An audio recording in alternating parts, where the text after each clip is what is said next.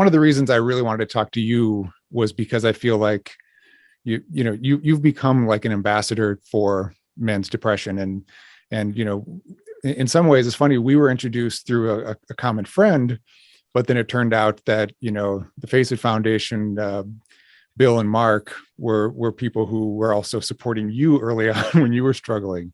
Right. So it's such a great like lead in, but I feel like, with your work now, because you've gotten so involved and you've been talking to so many different people, similar to what I feel like I go through with my podcast. I learned so much from having these conversations. And in some ways, I came into this with a health challenge, into my field with a health challenge as well. And so I'm always exploring, and I'm always kind of, because I treat people who have, so many different varieties of things, I feel like I'm trying to help them with resource at the same time. Right. But it seems like that's exactly what you've gotten into with your podcast. Yeah, absolutely. And I always say selfishly, like I have learned so much. I started the podcast, it's called The Depression Files. I remember almost right away reaching out to somebody who I knew online and said, "Hey, I know you live with bipolar disorder, so I don't think I'm going to interview you, but I know you have a podcast, let's just talk about podcasting." And actually, after about my third or fourth episode, I realized, wow, these guys have everything. Like, why would I limit this to just men with depression?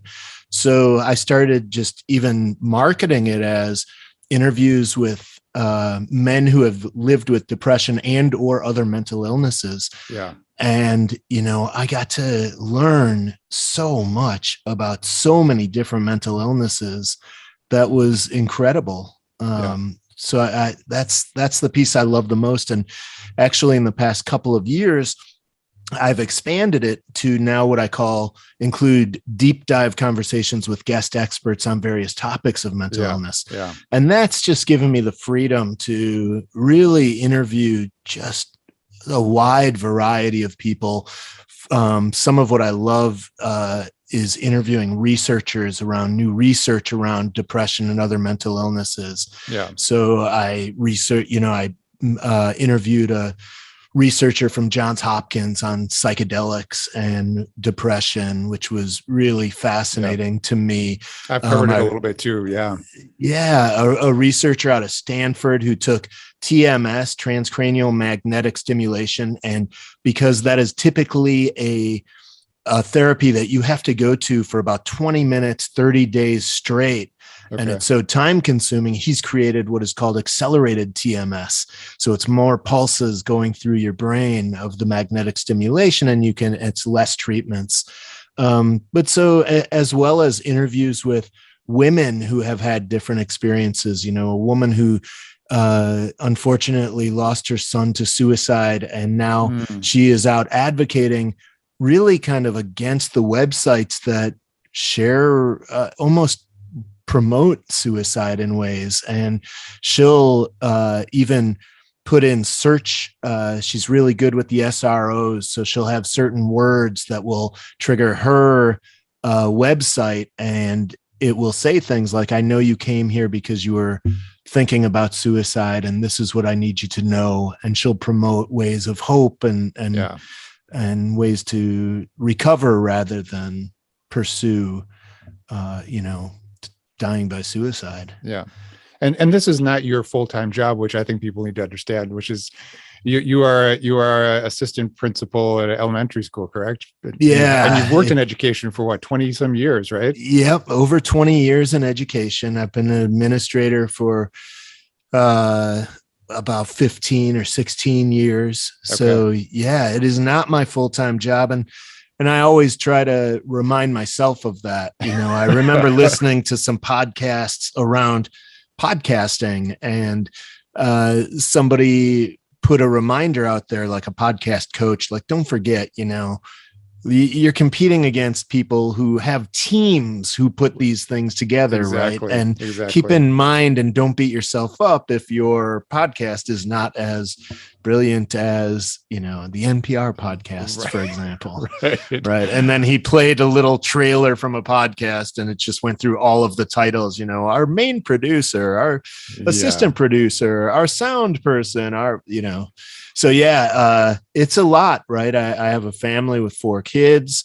I want to be as present in their lives. I have a full-time job that, and a lot of times is more than a 40-hour week. It's always more than a 40-hour week. And sometimes it's bringing work home. And I love the podcasting. Yeah. It's seeking out people, it is time consuming, right? It's seeking out guests. It's, scheduling with guys. It's then interviewing. It's then editing. It's then publishing. So it can be a lot, but thankfully it's something that I just love. It really feeds me. Yeah. And the other part of this that you go into this with a lot of things with your guests and with your blog, that there's the recovery process takes engagement. I mean, for a period of time, it takes a lot of engagement. I mean, I came into this field, into my health field, through a back problem, and even looking back, I was reading some of your blog posts and stuff, and I'm sort of going back through this and realizing, some of my back pain, because I had really kind of started in my teen years, but peaked in about my mid-20s. There, how much of that was, because what ends up happening with mental health stuff and mental and emotional health things becomes physiological at a point.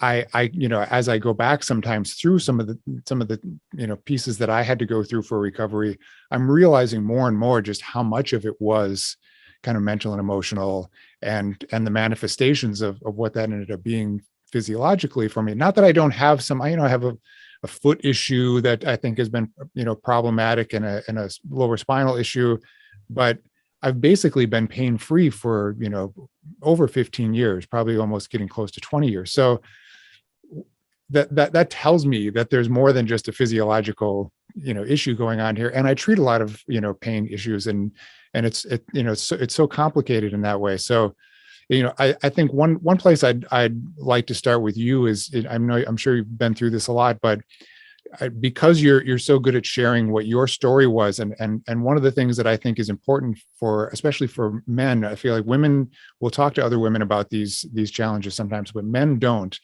and so they sort of suffer in silence for a long period of time.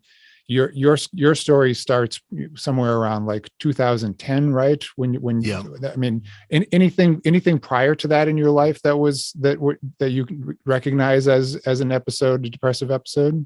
No, really, really nothing at all. And that first episode, it made sense looking back on it. I was a brand new principal. I had been promoted from an assistant principal. I was moved to a different school within our district. I didn't know anybody. There was no administrative team. So everything was on me. Mm-hmm. And, I had probably what are typical challenges for principals, but it was a lot for a first year. I came into a school with a budget that was, in a deficit, and I had to cut people before I even met them. We had our enrollment was like over the top, tons of kids signing up, and the district wasn't stopping them. So we had huge classes before the school year started, and I was hearing from teachers. And so it was a lot of stress. And then at home, I had a 5-year-old, a 3-year-old, and 2 newborns. And so, I was up, right? Don't you have the last ones? Yeah. Yep. So, up and out of the house before anybody's awake. And I would get home after dinner, and 9 times out of 10 after bedtime too. And I never saw the family. So, but that first year, I started experiencing depression, and I don't know if I was even able to put a finger on it at first. Right. I told my brother some of what was going on, and he's a family doctor living in England, but he was a huge support of mine. And all of a sudden I found myself in a doctor's office, 4 foot by 4 foot little office. And this wasn't a common symptom of mine, but I was definitely like fidgety, and I was pacing in the tiny little office, and I couldn't sit down. Yeah. And the doctor who knew me walked in, and he looked at me and was like, "Whoa, Al, what's going on?" And I shared with him what was going on. And he was like, yeah, this is depression. Let's start you on some medication. Let's get you a therapist. And I was able to work through that depression with a therapist, with medication. Had you had any experience with therapists before that? No, I hadn't. And the first experience was not the best. And I think my family doctor probably knew it wasn't going to be the best fit, but it was the only one he had to refer me to. But he kind of insinuated that it may not work. And, I always tell people, I really strongly believe in therapy, and it's really important to click with your therapist. Absolutely. And if you don't, I always, especially when dealing with depression, I think it's good to give them a shot for 2 or 3 sessions. Yeah. And then, if you're not clicking at that point, find a different therapist. Don't give up on therapy, but find a different therapist, because it is and it is well worth shopping around, which can be a real pain and a hassle to go through your story again and tell them everything again. But in the end, if you meet somebody that you click with and you can trust and share openly, it's huge. It's huge. So, so I managed that depression, and it got pretty bad, but I was able to not take time off of work other than a couple of therapy appointments and, taking the medicines. What was your experience with the medicine? Well, it's interesting. My brother was, again, advocating for me as a family doctor. I went in, so my family doctor started me on a typical antidepressant that most family doctors start patients on. Family doctors, I think, are like, I believe they prescribe like 80% of the antidepressants come from a family doctor. That first visit with a family doctor. I could be off there. Don't quote that one, but a high amount, right? And so they have their typical go-tos. And my brother knew I was a principal in a building. I didn't want to miss work. I was really stressed out. And I also was a bit in fear of, I have to wait 4 to 6 weeks to see if this thing even works. Right. So my brother was really advocating for me, and he showed me an article out of one of the medical journals that talked about, and I'm not telling people to do this, and of course you work with your doctor around medications, but he advocated for me to get on a Valium type of medicine on a very low dose to just kind of take the edge off of it so I could still manage work, and then cut that out once the antidepressants started kicking in. For me, it was really, it worked well. And when I went to a second appointment to advocate for that, my doctor wasn't around. So I had to go to a different family doctor. And I just said, hey, here's an article my brother has showed me. I understand antidepressants can take a long time to start working. I need to get through this 4 to 6 weeks, and the family doctor wasn't hesitant at all. She was like, yeah, let's go for it. Oh, that's cool. And it's a medicine that is addictive. And that was a concern of mine too. And so she had me on a low dose, and I was making sure that I was following the directions, and not over medicating myself with them. And I was able to get off of those and stay on the antidepressants. So I mean, I really appreciate my family, my brother, my sister, my wife, really, really helped me through my depression. So after, I'll go on a little bit more with my story. Hopefully you can edit this out if it's too long. So I made it through, and I would say I got better probably in 2 or 3 months. My wife might say it was a little longer, and so then I finished up my first year, finished up my second year. I had a different, assistant superintendent that was leading me then.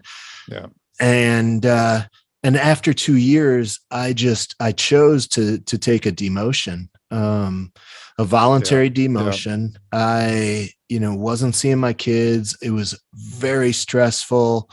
So after 2 years, I asked for a voluntary demotion. I went back down to the assistant principal level, and my first year back as an assistant principal in a different school again, was fine. It wasn't a great year. The principal was having some issues of her own, so it was a little bit challenging for me to jump into that. And I was an ex-principal, and my mentor became her boss. So it was really, Oh yeah. it wasn't the best for her, I think, either. And I think she didn't trust me very much because of certain situations like that. And but after that first year, my second year back as an assistant principal started, and I had a new boss because she left the district, and the new boss was fantastic. Got along great with him. I was feeling good. I had a great observation or a great evaluation from him right off the bat, so I knew him in August and September. Had been working together. And then in October, like everything was going well. My kids were older. I had less stress at my work. And all of a sudden I could tell that something was going on with my body. And I started to get really worried. And I remember saying to my best friend and to my brother, like, my body feels different and this isn't going to be good. Yeah. And I think I even jumped right back into a therapist and stuff. Yeah. And did you know it was kind of like a related, and did it feel something similar to what you had been through before? Were you worried about like heart attack or, any other physical things? Or no, for me, I felt like it was definitely depression. But I couldn't put a finger on why, right? Yeah, everything was going so well. But I really felt like it was depression, and it hit really hard. And this depression, I always say, makes my first depression feel like a walk in the park. It was awful. Were you still on the same medication?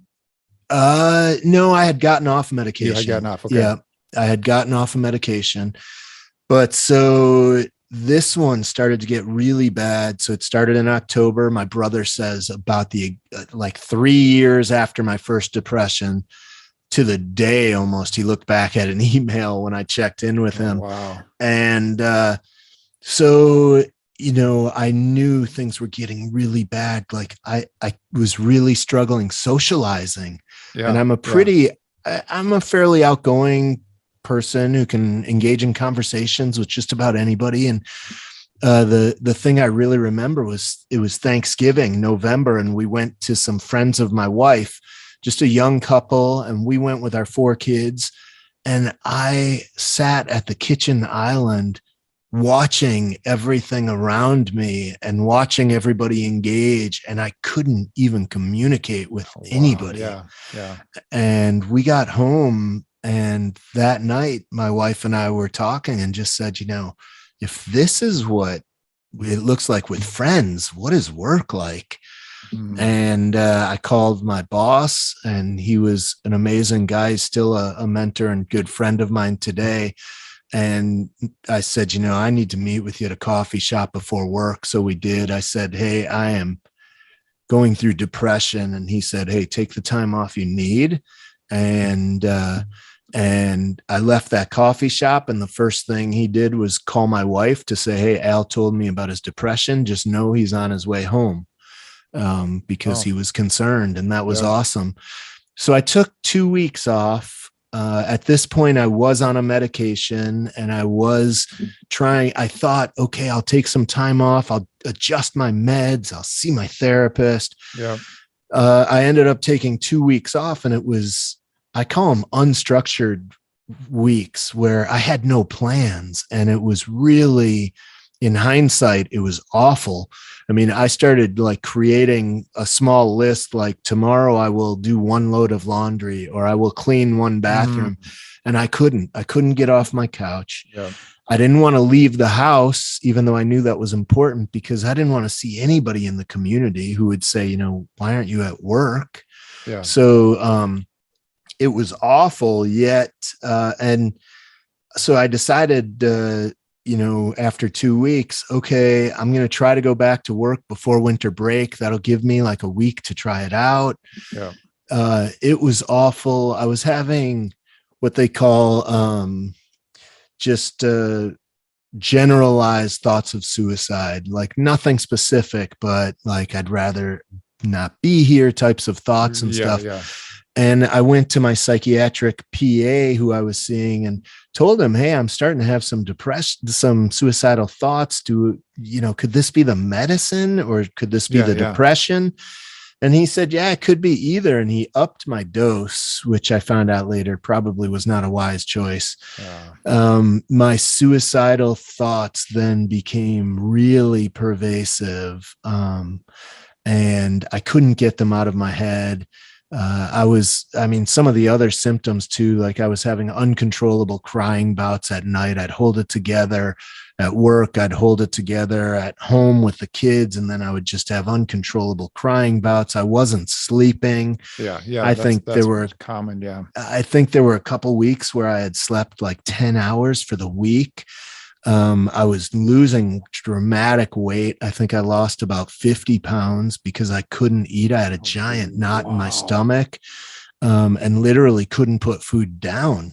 But when I had these suicidal thoughts and I found myself doing some really crazy things, like sitting in my room in the dark, and I looked up a website and found a website how to kill yourself and a rating scale of how many seconds it would take to die, in a 0 to 10 for how painful it would be. And I slammed my laptop shut and was like, holy crap. Like, I can't believe I'm doing this. Yeah. The other thing I did that was really freaky, was looked in a mirror, and luckily I didn't have one on me, but I was trying to figure out the best trajectory for a gun at my head. And I was in shock that I was at a point where I was doing this, right? So then I came up with this plan, and I couldn't get the plan out of my head.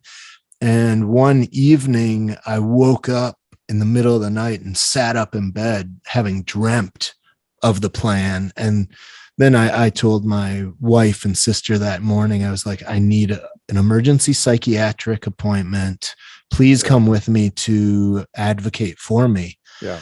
And I was so glad I asked them, because the psychiatric PA was still wishy-washy. He was like, well, you could take time off, but that could be stressful. And what are you going to do? And what about going back to work? And my sister was like, no, he's taking time off. Sounds like they didn't read the room very well. Oh my goodness. And then, so I was so thankful they were there. I ended up checking myself into a partial hospitalization program for 3 weeks, which was an awesome kickstart to my recovery. I mean, it wasn't at all enough to fully recover from a depression like that, but it was a great kickstart. And the other thing I would say about family advocating, I brought my wife with me to check me into the partial hospitalization program. And I was so thankful because, I wasn't thinking straight. I mean, the depression had impacted my cognition, my memory, my focus, everything. And they would ask questions, and I'm like, I don't know when I started that medicine. I don't know what, and my wife was there to really help me along. So that really is the story in kind of a nutshell version, believe it or not. Yeah. Well, and so I have a couple of quick questions, and I don't like to get money involved in these things sometimes, or the insurance companies, but I'm just curious to know, like, how you navigated all that stuff, or how your family ended up navigating it. Was your mental health covered? Your therapist visits covered at the time? And then was this 3-week treatment plan covered through, insurance, or was that an out-of-pocket thing? So that's a great question. And because unfortunately money does prevent some people from getting the treatment they need and deserve. Right. So, I have a family, like I mentioned, 4 kids and my wife, and as an educator, I get some pretty decent health coverage. It's still fairly expensive, but so to see a therapist, I pay a copay until we reached our out of pocket. So I had an out of pocket maximum. And so we knew that. And I checked myself in January, the beginning of January. And it was like, we had to pay out of pocket until we hit the deductible. and then the rest was covered because 3 weeks in a partial hospitalization program is not cheap. Yeah. But we had reached our out-of-pocket maximum probably in my first week, and we knew and were willing to pay for that out-of-pocket maximum. Yeah. And then, the rest of the year we had no more copays or anything. So it worked out really well for us. And as far as, I looked into and had to take FMLA to make sure that I would have a position when I came back to work. Yeah. And the partial hospitalization program was awesome at helping work through that. They helped me complete some of the forms, fax them to the right people and everything like that. Yeah. So that was fairly smooth in my case. Okay. And the other question I have is how did you deal with your children? How did you talk to them about this situation? Yeah, so that's a great question. So in the beginning, I didn't tell them anything, and they didn't ask questions. They were young enough. My oldest must have been like 8 at that time, and then 5 and 3 and 3. So they were young enough that it didn't really on the verge of starting to have some questions and wonderings, right? Because I was all of a sudden, my partial hospitalization program was enough that I was gone during the day, like 9 to 3:30 or so. So my day didn't look too different to them, but I was wondering, hey, I'm not wearing a tie anymore. I wonder if they'll ask about that. Or, hey, Dad's dropping me off at school now, because it was a little later, so I could drop them off at school. Yeah. And, there weren't any questions. When my kids got older, I shared with my oldest one my whole story, essentially. I think everything except for the pieces around suicide. Although now I am willing to and would share that with her. And the 14-year-old knows. And then the twins they're 10 now, and I haven't really, they know that I do a podcast. They know it's around depression. I don't know if they really know the ins and outs of it yet, but it's something that we really try to talk openly about as a family, our feelings and mental health. My second oldest, we had in therapy from a pretty young age, because she just was super emotional, with sad feelings and excited feelings. And she was blowing up at home a lot. But it ends up that, and I shouldn't say, but it just ends up that she loved her therapist, and she still sees her to this day, many years later, not nearly as often, but she loved therapy. She loves the person. So, we used to be like, oh, it's an Angie day. And she loves Angie. And so it's allowed us, to talk about therapy in a really healthy way, and to be able to talk about times when we're struggling and how it's not easy and how there is help. Yeah, absolutely. I think it's so important. My son was in this like group when he was maybe second grader or something like that.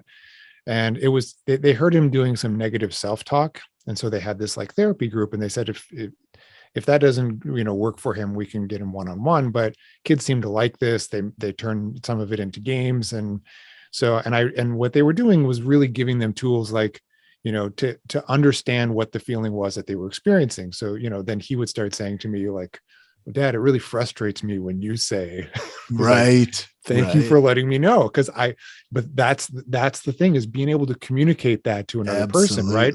We all struggle with this. Maybe I would say in the Midwest, even more. Yeah, I think you're right. I could be wrong, but I just, because I've lived on the East Coast, I feel like those emotions people are a little more connected to, right? And they're willing to have the emotion and apologize for it sometimes too. Whereas here, like a little more stuffed down. Even the way that I'm working with people lately through the pandemic, I think people are doing kind of amazing work. I would do a lot of coordinating with mental health.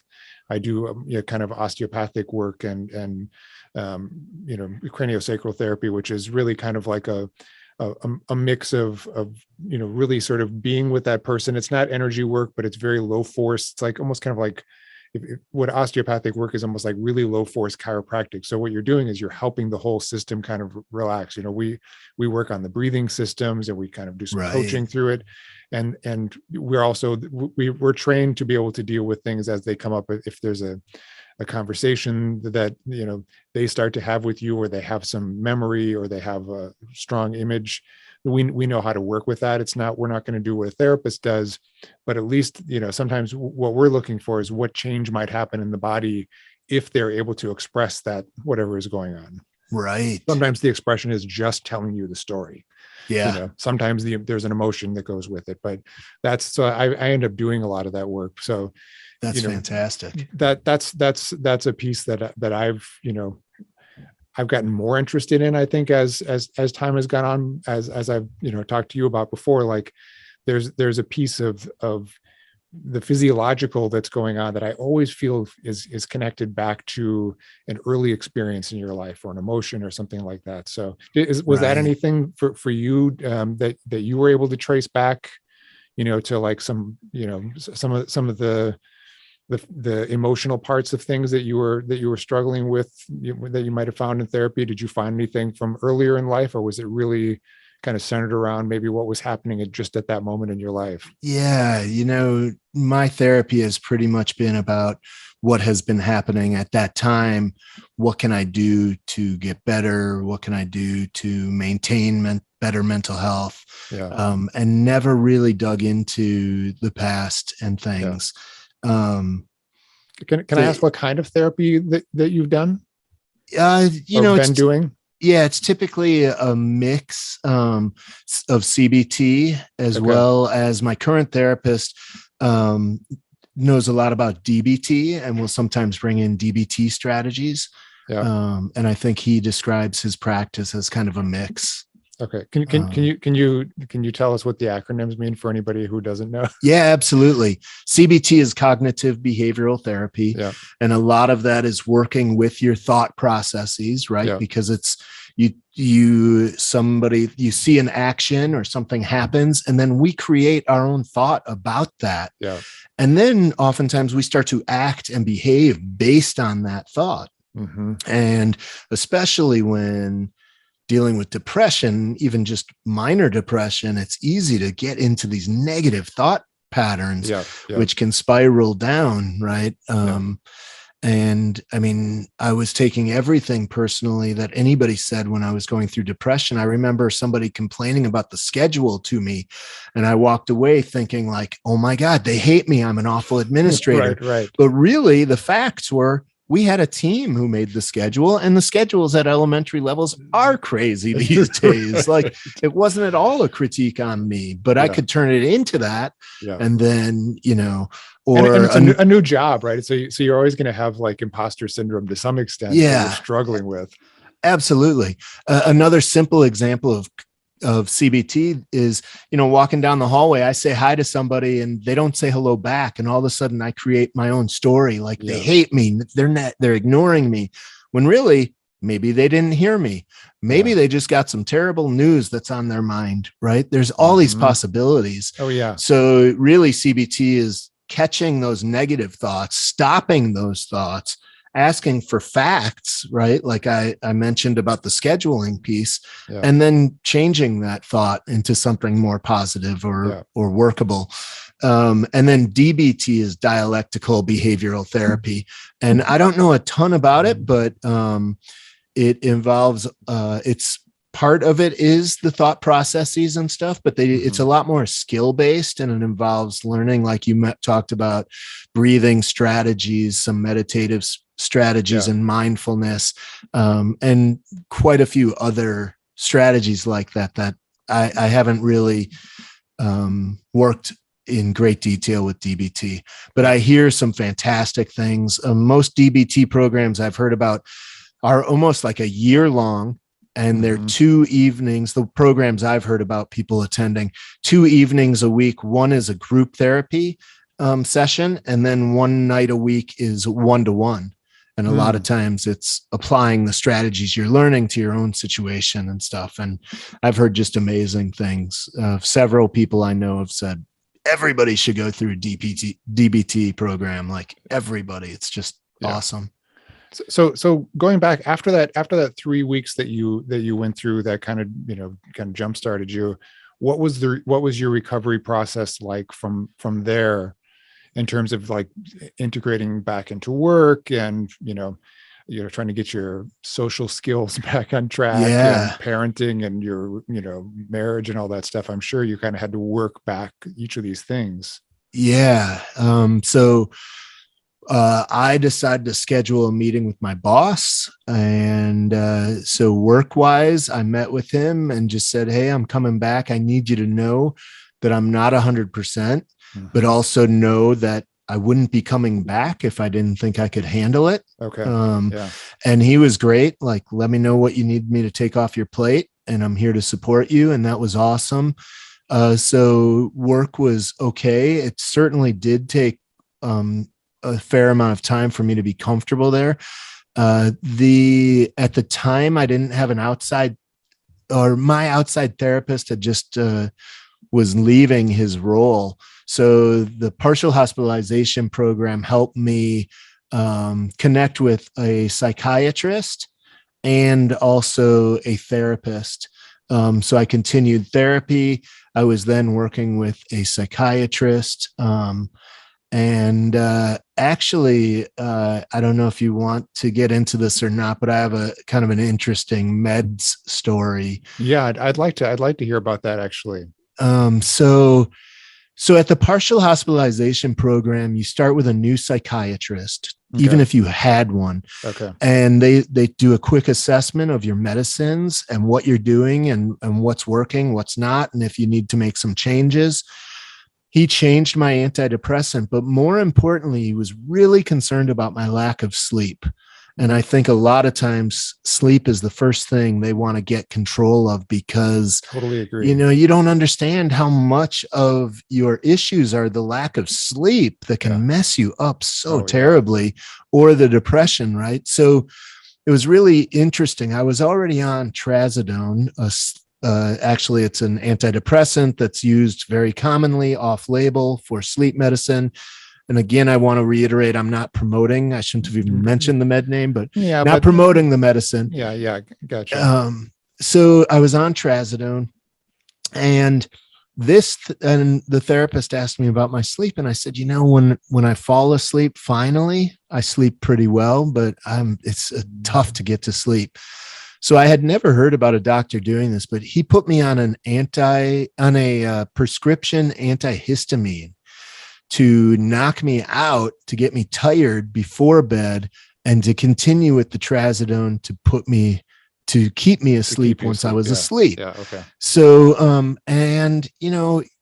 I was looking at the trazodone bottle, and I took the maximum of whatever the bottle said, of course, because I wanted to get sleep. I knew I needed sleep, right? So all the way through this 3-week partial hospitalization program, my kids were still little. I still had 2 kids in cribs, and they would cry, and whatnot. And my wife was really good about, like, I'm not going to wake Al. He's going to sleep because he's, trying to recover and he needs it. And I'm sure she was struggling dealing with this depressed guy for a long time too, right?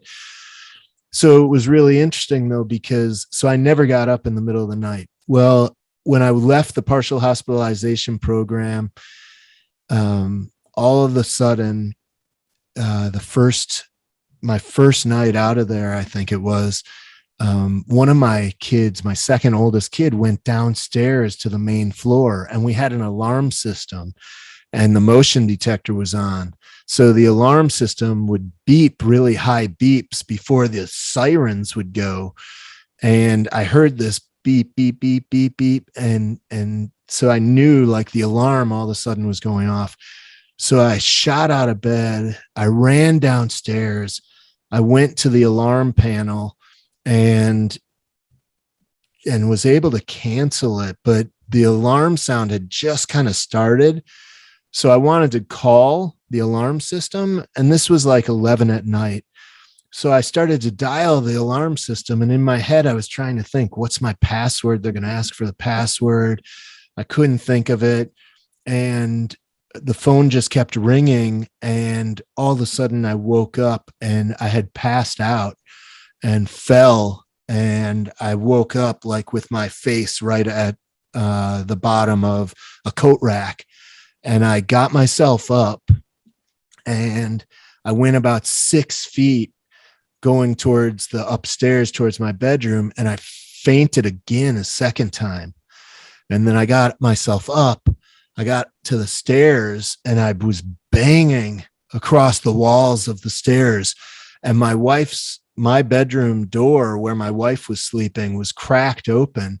I fainted a third time and fell through this door that was cracked open, slamming the door open. My wife was there and the second oldest kid who had started the alarm. And they were both in there looking at me. And I like crawled my way up to the bed and laid on my back. And my wife was like, "You're white." And crazily enough, I slept that night and I was like, I just need sleep. And I went to work the next day and I was no longer in the partial hospitalization program, but I called that doctor and said, "Hey, I just fainted 3 times. In fact, the first fainting, I messed up my shoulder and it's still messed up to today. I'm lucky it wasn't a head injury, really." Right. But so I called him and he's like, "No way, this is not the medicine because you were on the medicine for 3 weeks and nothing happened. So it can't be the meds." But again, I had never been up in the middle of the night. Right, and he just said, "So if it happens again, call 911 and get off the medicines." And he was no longer my psychiatrist because he was only it for that there when I was in the hospitalization program. So 2 nights later, the babies are crying in the cribs. And sure enough, my wife like elbows me like, "Okay, you're done with your program. You're better. You go deal with the crying baby." And I was standing between the 2 cribs and my son was crying. I still remember this. And he was like banging around in the crib and screaming for his mom. And I looked at him and I remember just saying like, "If you don't calm down, or I'm just going to leave." And I turned to walk away and I just fainted and landed flat on my face. And my wife heard the clunk and she said she came over and was trying to wake me for a bit of time. And then I woke up, scooted myself to the wall and was leaning against the wall, sitting down with my legs out. And we were both like, "Do we call 911?" Which was kind of scary for us both, but we were told to do that. Instead, my wife called her sister, who also is a family doctor. My wife called my brother, who's a family doctor in England. And both were like, "Yeah, you should probably call 911. So we do. And all this, the medics show up and I go into the ambulance and they're putting the heart monitors on me and everything. And I get to the hospital and they're in the ER and they're running a bunch of tests and things. And the doctor came back and I didn't even understand his sarcasm until I left the ER. But he said, "Yeah, no problem." He said, "Trazodone, this is the most common side effect we see of trazodone is people fainting." And he said, "You don't have to do a thing at all about your medicines. All you have to do is worry about fainting and knocking yourself on the head and dying. Essentially like get off that medicine." But again, I didn't understand his sarcasm as I was walking out going, I think he's telling me I should get off these meds. Yeah. But also maybe not exactly the right time for the sarcasm. Yeah, exactly. Right on. So I called that therapist from the partial hospitalization program again. And he said, he assured me like the antihistamine, I believe I didn't even have to wean off. I could just stop. And the trazodone, he told me I should wean. So I worked with another psychiatrist on weaning off of that as quickly as I could. I mean, by guidelines, I think anytime you wean off meds, it's really important to work with a doctor on it because certain meds, you really have to wean slowly. And so did you find other ways like sleep management things for yourself then over time? I mean, because I've had to go through with back pain stuff, I had to go through some of these, meds and stuff too. And luckily none of them suited me very well. So I just kept kind of working on different ways of, dealing with it. And I, things that became much healthier in time. But at the beginning, when you're just struggling with pain, like you'll kind of do anything. Oh my goodness. Yeah. But similar to, your situation, sleep, when you're in such a, sleep deprived state, you just have to get that part fixed first. But when Yeah. you're, passing out, obviously you got to make a shift. So Yeah. what did you end up Yes. figuring out? Well, so for me, both of those, it worked out really well because they had put me on a different antidepressant that had been working really well. It's an antidepressant that works for anxiety and depression. And I was able to wean off of those. And just as he had thought, the antidepressant, was doing its job of allowing me to sleep, whether Okay. that was Okay. just by eliminating the anxiety I was dealing with the racing mind at night, Yeah. or what it was doing. But I was so thankful that I didn't need any kind of sleep meds after that experience. And where are you at today? Like in terms of medication or in terms of, So, tools for managing?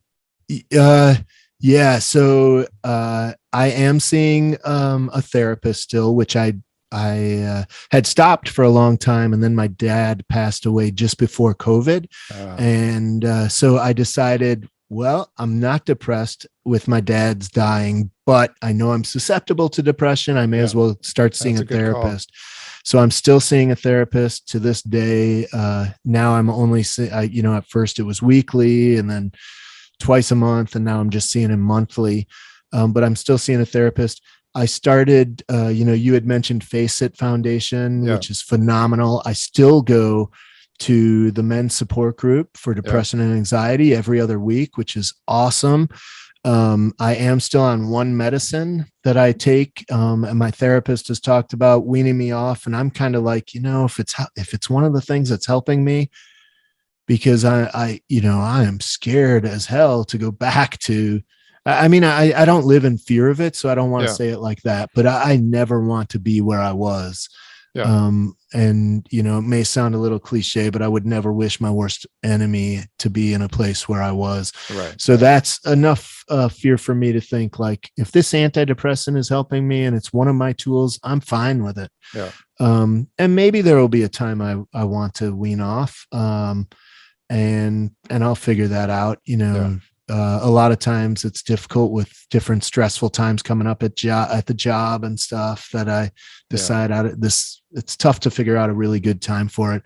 And then, I try to exercise. Usually I am like many men, I think, where it comes in waves. Like I'll be really good for a few months of exercise. So And you're a then parent of four as well. So yeah, I right. cut you a little slack.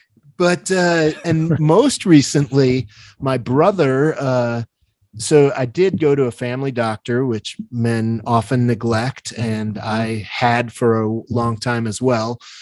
And I called my brother, the family doctor, and I was like, "Oh my God, like everything is red flag, like blood pressure, all my cholesterol and everything," which has always been a little high for me for a Yeah. long time. And my brother just said, if you were to lose, because I'm a heavy dude, if you were to lose 10, 15, maybe 20 pounds, I bet all those numbers would come down. And he talked to me about a whole food, plant-based diet. And I've been on that since the beginning of March. So I'm also, Yeah. eating way healthier, trying to exercise quite a bit. We have an elliptical. And then the therapist, men's support group. So I'm doing quite a bit. Yeah. In addition, the podcast, it's finding a hobby that you love. Right. Exactly. And, I love the podcast. I love the mental health advocacy work I do, and that kind of feeds me. Yeah. So tell me about this. I know you just got appointed by the governor of Minnesota to a council here, correct? Yeah. Yep. So it's been about a year now, I think, that I've been on the State Advisory Council for Mental Health, which has been a great experience. How did that happen? It's an application process. Okay. And so they have different positions that come up, like community members, therapists. Yeah. They try to have a wide variety of people. And I saw an opening and thought I would go for it. And so that's been an amazing experience. And from there, I learned about the state mental health the state suicide suicide prevention task force. Okay. And so I'm on the suicide suicide task force as well for the state, and that's been a great experience as well. So yeah, I'm just trying to, stay in the mental health field as much as possible while I'm working my full-time job. Yeah. And actually, there are a lot of overlaps. And one of the things I've been advocating for, even well before the pandemic, was better systems of mental health support for educators, because we don't have enough for our kids. We have an overwhelming amount of needs for our kids, but at least everybody's talking about it and trying to problem solve about it and get more school-based therapy, for example. But nobody talks about the mental health of educators. I think with the pandemic, they are starting to, but it is something that I have talked about for a long, long time. And it's not getting any better. No, I mean, the mental health of our educators is in a dire situation right now, I believe. And, you can see it by the numbers of educators who are leaving. We've had more educators leave in the US, I think, more educators leave the public school system mid-year than any other year. And we're seeing the same here in Minnesota. Educators are leaving. We can't fill positions because nobody's applying for them. We've had 3 paraprofessional openings for special ed the entire year with 0 candidates. Wow. And then we have had, staff members out a lot for their own health or their mental health and whatnot. And we typically are short, 4 to 6 teachers without subs. So then we're piecing together a hodgepodge of teachers who are losing their prep time, the only time they have to plan and do their work. And they're losing that and working in other classrooms. And, the stress just builds and builds and builds. So it's been tough. And I think we can do better for our educators. And I really think we have to. I'm so glad you're doing that work. And, if you look back at the history, I mean, I had teachers who were pretty cruel when I was younger. I went to a Catholic grade school too. So that didn't help. But I also think that we didn't have these tools. We didn't have the, the understanding of, CBT and all these things, back then to know even how we were processing, the struggles, the challenges of our workplace. And so I think it's slowly, probably evolved. People have learned to take care of themselves a little bit better.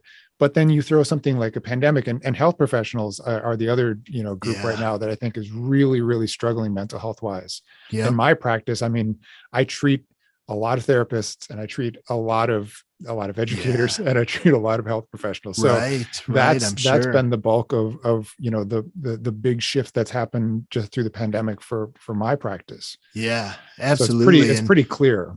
Yeah. And, people don't really think about it, but the educators are dealing with the kids and their behaviors, right? Tons of our urban kids are going in and out of complex trauma on a daily basis. And we're hearing these stories from the kids. We're seeing how their behaviors manifest.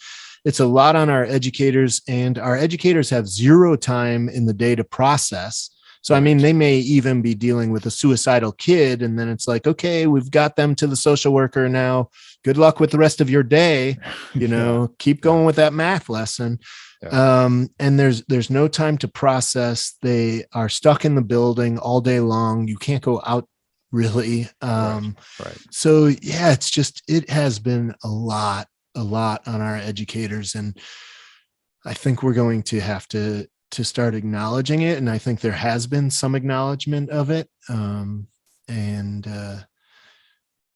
mean, we're losing too many educators to the job. And, we've seen some suicides as well.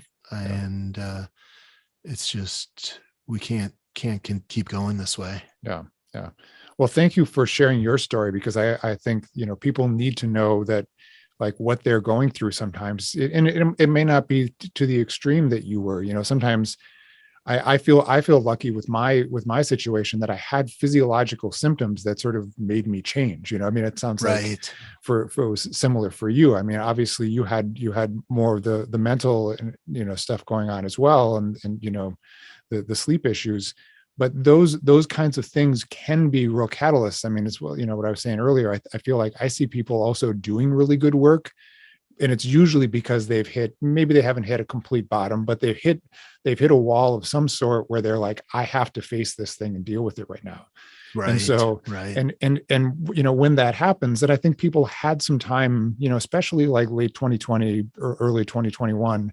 I feel like since then, I'm starting to see some things pop up that are like, this person's not doing as well, Yeah. and so, but luckily that we've developed a rapport and a conversation around some of these things, so we can really, get back into if they need to see their therapist again or do something else.